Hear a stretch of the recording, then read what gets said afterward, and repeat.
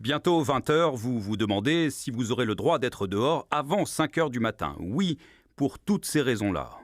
Vous partez exercer votre métier considéré comme essentiel ou vous en revenez. Même chose pour les cours du soir qui ont lieu physiquement. Si vous êtes un professionnel de santé ou que vous en consultez un, là aussi c'est permis.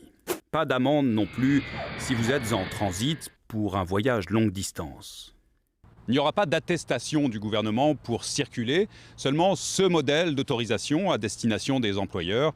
Mais une convocation administrative peut tout aussi bien vous servir pour justifier votre présence hors du domicile.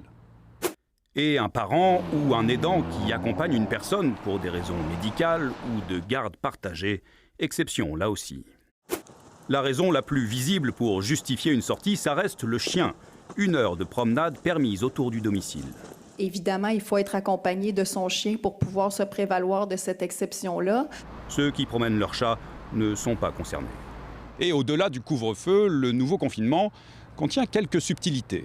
Contrairement au printemps, les visites de propriété sont autorisées pour les transactions immobilières. Pour lutter contre l'isolement, une personne seule peut rendre visite à une autre personne seule, mais toujours la même. Seuls les résidents des CHSLD ont le droit de voir 2 aidants différents, mais pas en même temps. Pendant le premier confinement, se voir dans un parc était possible. Jusqu'au 8 février, ce sera le cas uniquement pour ceux qui appartiennent à la même bulle. Pas de barrage à prévoir sur les routes entre les régions, mais ces déplacements doivent se limiter au strict nécessaire. Quant aux achats en magasin, une seule personne par bulle est autorisée dans les commerces essentiels. Les autres commerces ont désormais le droit de vendre leurs produits, mais seulement à distance, avec possibilité de récupérer les articles à l'extérieur du magasin. Ici Mathieu Prost, Radio-Canada, Montréal.